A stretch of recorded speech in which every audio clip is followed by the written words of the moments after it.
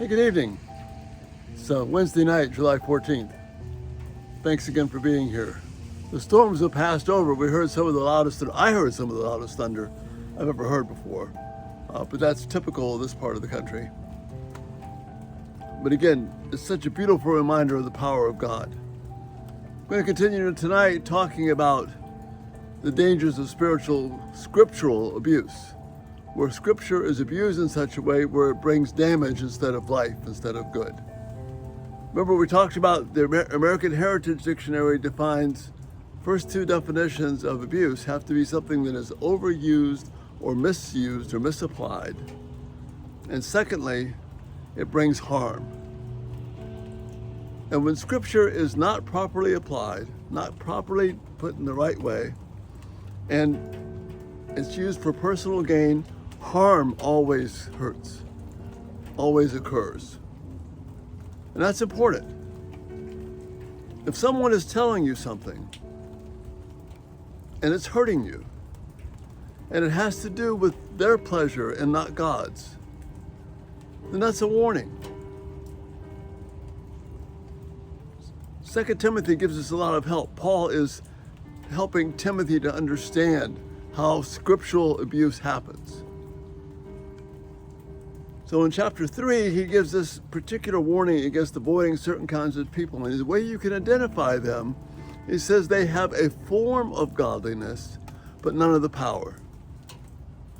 Now sometimes these people seem very powerful because they are dominating to us. But the Scriptures are supposed to bring life and power to us, to the people of God. And those who are faithfully breaking Scripture, it's not about glorifying themselves. It's not about making them more powerful. It's about liberating you. So a clear way, liberating you to serve God, not just do what you want, but to serve God. So a clear way to understand when the Scriptures are being abused in the wrong way is that when the person bringing those truths to you, quote unquote truths, it's all about something that has to do with them, serving them, and it hurts you. This is an important guideline because the focus of biblical obedience, of biblical joy, of trusting God, of the Scriptures themselves is to bring about change, sometimes painful change, but change that glorifies God and that joy produces itself in us. Where we have a sense of drawing closer to God, bringing honor to Him, and we're focusing on what it means to bring honor to God.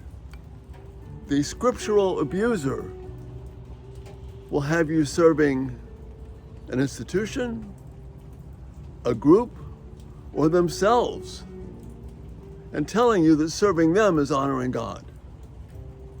Anytime someone begins to tell you that you have to serve that person in order to honor God, that is scriptural abuse.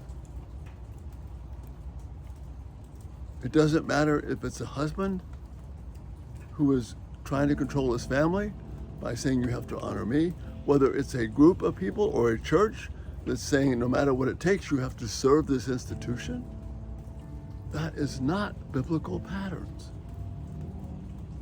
God, the purpose that God has called us to is not to make us slaves to ourselves or to people, but to make us slaves to God and make us slaves to freedom in a good way. So the pattern in Timothy is very helpful.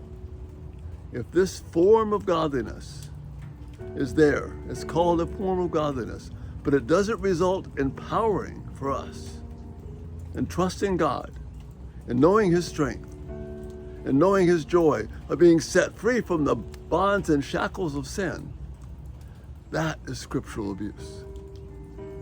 And sadly, it's happening way too often. I'm not talking about freedom for freedom's sake or joy for joy's sake. I'm talking about the purposes that God has called us to. Jesus died to set us free, not to keep us in bondage. Feel free to get in touch with me if you want to discuss this further. Just let me know and I'll show you a way to get in touch with me. But this is important. Something can have the form of godliness, but deny its power. And its power is to liberate us. Again, quoting Moses, these words are not idle words for you. These words are our life. By idle words, they're not words meant to serve somebody else, to make somebody else happy,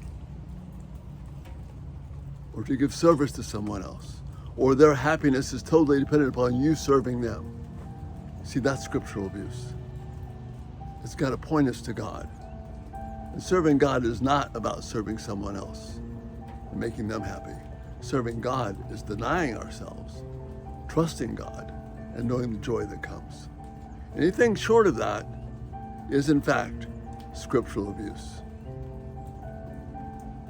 I'm sad to have to bring a talk like this, but we've been talking about the joy of the Bible, the joy of the Scriptures.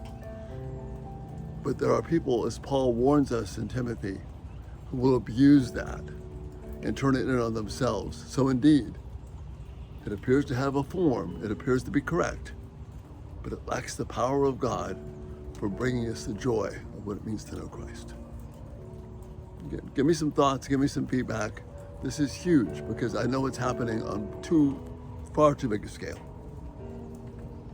Check out my website, everydaytalk247.com. Turn on the subscriptions if you haven't done already, and post notifications will come to you. Again, thanks so much for the joy of being here with you and a chance to talk about things that are really important. Pray the Lord bless you this night, and Lord willing, we'll see you in the morning. You have a great evening.